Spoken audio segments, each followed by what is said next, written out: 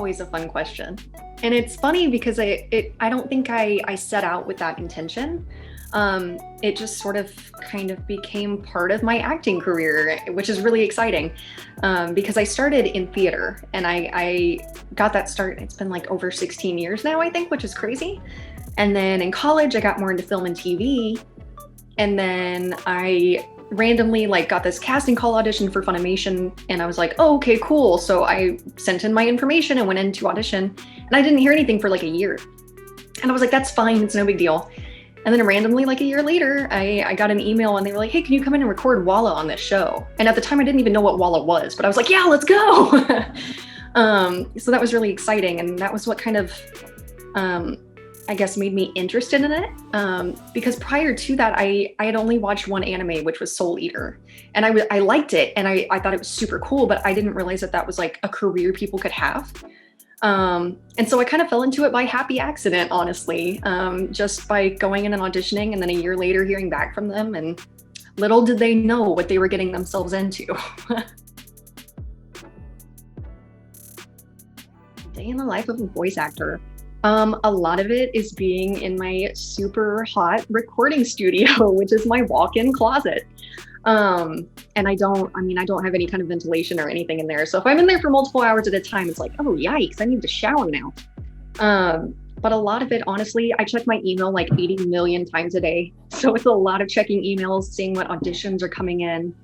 Honestly, a lot of it at this point is checking Twitter, to see what people are saying, what fans are saying, what other voice actors are saying, and then, congratulating them when I see casting announcements, because I'm genuinely thrilled for them. And yeah, I think a lot of it is networking, checking email, creating your own opportunities. So like, even if I don't have an audition to record or something else going on, I'll just hop in my little booth and go practice voices and just exploring my own voice, because that's part of the job description too. Yeah, it is interesting because I'm more of an introvert than an extrovert. So to an extent, it's like staying home, I don't mind. And right now I live with my family. So I'm very fortunate in that I have people that I live with and get to see every day. So I still have human interaction. But it is interesting because I, for the most part, still record physically at Funimation. And, back in the day, pre-COVID, everyone was there. You would run into people in the hallway heading to the bathroom and strike up conversation. And now you walk in and basically everyone's recording from home.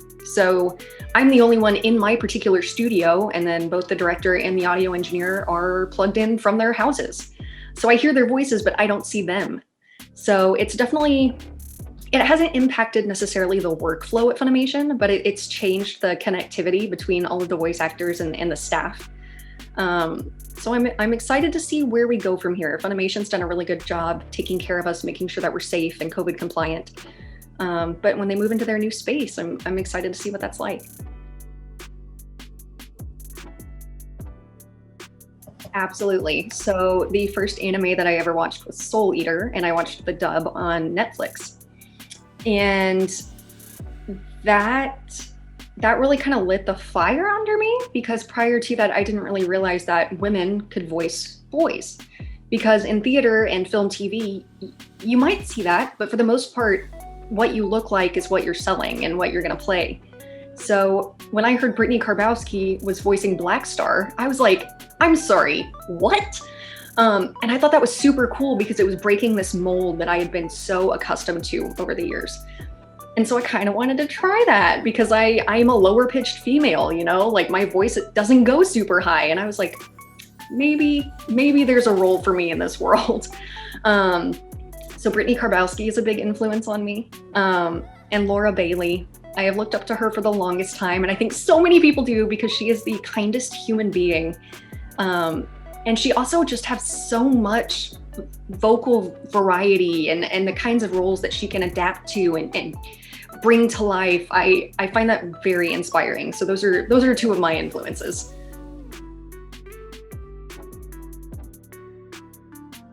Ooh, in my career so far. There was actually a point, so after I graduated college, I got a theater degree. And I was doing pretty good for like a year after I graduated and was getting cast in plays pretty consistently. And then that just kind of stopped. And I kind of went through what I do consider to be a quarter life crisis, because I started questioning, well, is this what I'm supposed to do with my life? Am I supposed to be an actor? Maybe I should go get a real job because I'm so in debt. And so I found myself questioning a lot about who I was and what I believed in and what I thought I wanted to do with my life. And so I took about a year off from performing in general. And it really opened my eyes to why I was performing, because originally I, did it because I loved it. And then I graduated and I was like, okay, I have to do this and I have to make money and I have to be an actor because that's what an actor does. So suddenly it wasn't because I loved it. It was because I felt like I had to do it. And I think that was the big shift for me during that year hiatus. Because then I came back, and when my mindset changed, I realized I started getting cast again. And it was because I was auditioning for shows and agreeing to roles that resonated with me and that impacted me as a human being, and that fit my idea of who I wanted to be and what I wanted to pursue. So I got back into it and been rocking and rolling since then. But that was definitely a hard time for me, just questioning who I was and what I wanted to do in life when I thought for sure that I knew. Okay, but is it a cop-out if I say Kyoko Hori? It's definitely not a cop-out. It is. No, it honestly is really, really bizarre to me just how much of myself I see in her. And then that was really cool, because that meant that was more of my life and my own personality that I could bring into this character. And now she is immortalized forever. And that's so cool to think about. But much like Hori, I am a type A personality and I'm the oldest sibling. And I have this need to be very organized and like group mom without meaning to be group mom. So I find that very funny.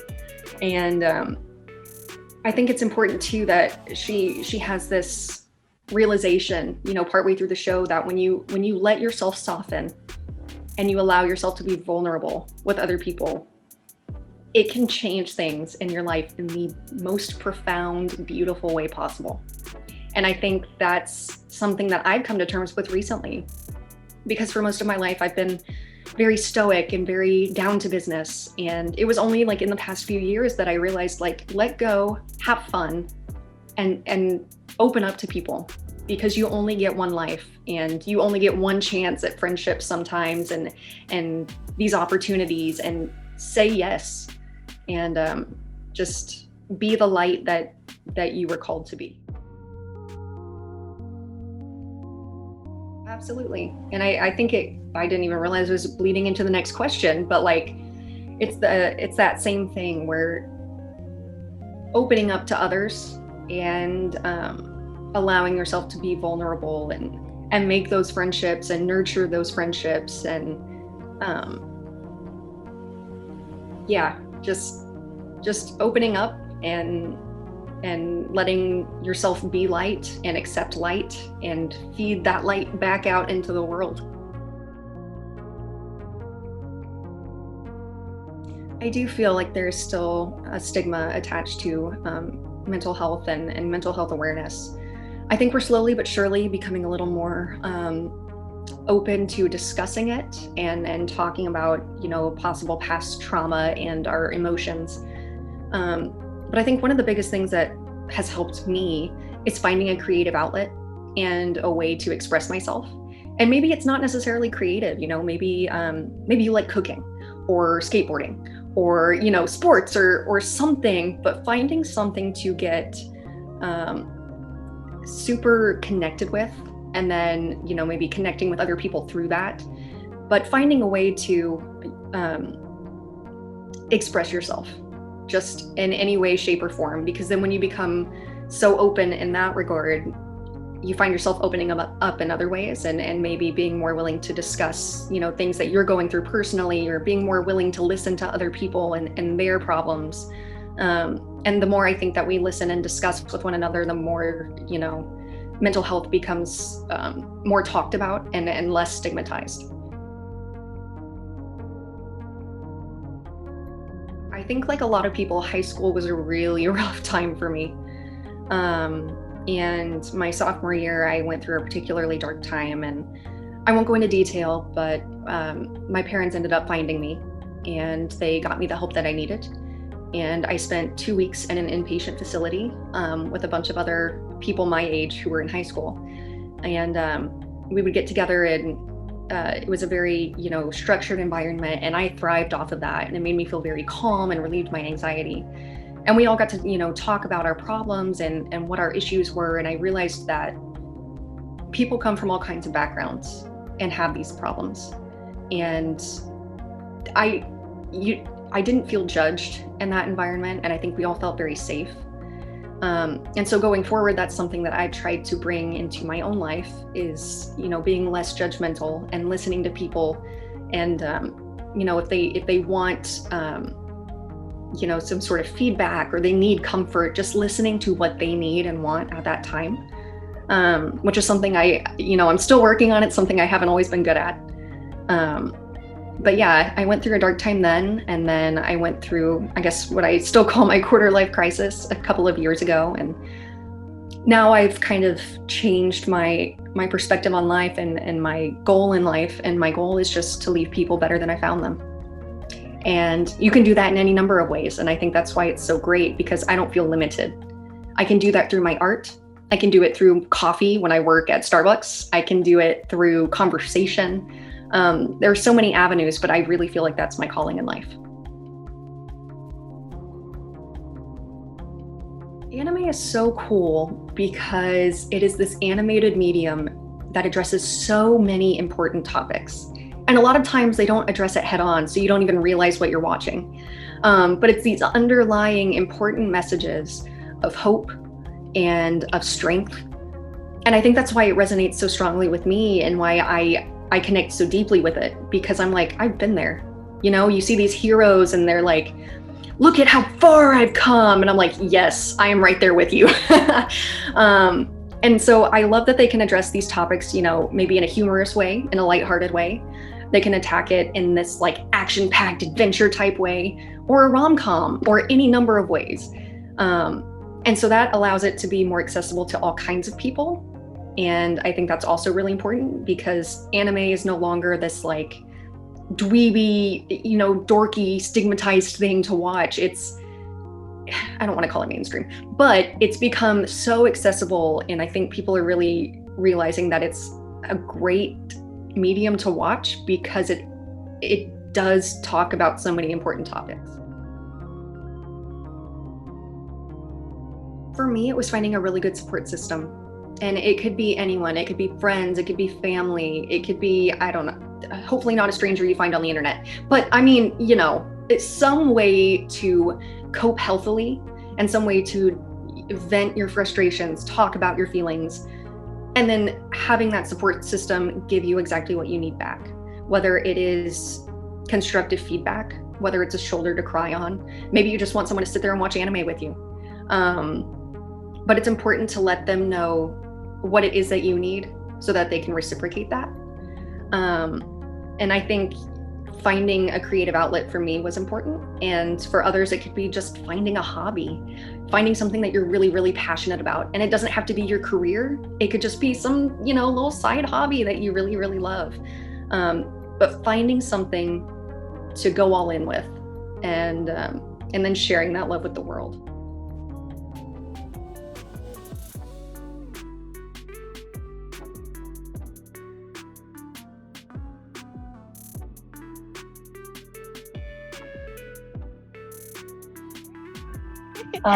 We just have a few more fun questions, so we're gonna shift gears a little bit. So the first one is, what was your favorite scene to work on in Horimiya? Oh man, is it bad that they're all emotional? I was like, honestly, that scene in episode 4 where Hori is sick and she's laying in bed and she sort of has this fever dream and reimagines when she's a little girl with her mom. When I watched that in Japanese, it broke my heart, which then meant that I really looked forward to recording it, because I was like, yes, we're gonna go all in. But that scene in particular was really, really important to me, because you get the backstory of why Hori is the way that she is. And so I wanted to really make sure that I nailed that scene and that it would resonate with the audience when they watched it. And then of course, episode 7, the elevator reunion scene with Mora. Another scene where it's like they really don't say much. It's all in the animation and in these little, sound effects that they make. But it's a beautiful scene and so powerful. And I think that was when you really understood the connection that they have and the importance of their relationship. And then they just, their relationship blossoms from there. And so I think that's also just a really poignant moment in the show in general. 100% understand that. My favorite part about that episode is the fact that people miss the after credit scene, and I'm like, no, you gotta watch that part. It's too. So good. So the next question is, in the same show, she was asked by Mora what her favorite song was, and she couldn't think of anything that was an anime opening. So what would you say your favorite anime opening is? Oh my gosh. Okay, I do love the Fire Force opening. Yes. Oh my gosh. I do love Horimiya's opening song. It's just so catchy. I'm trying to think if there are any others, and I'm sure there are. I just cannot think off the top of my head. But those are two that come to mind, like right away. Those are two solid ones. Excellent. And I think Osama's going to take the last two. Yes. Next question. There are a lot of ships in Fruits Baskets. Do you have a favorite one?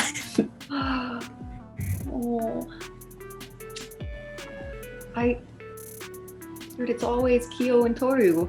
They make me so happy. And it's the same kind of thing that you see in Horimiya, where this fiery, strong-willed person kind of softens when they get around the right person. And I'm a sucker for that, apparently. I don't know. No, me too. Don't worry about it. Awesome. Well, that was our last really fun question. So now we want to thank you for joining us today and offering your time. Is there anything that you would like to add or plug or put out there? Oh my gosh. I guess I can leave my little social media handles, because people do that, I guess.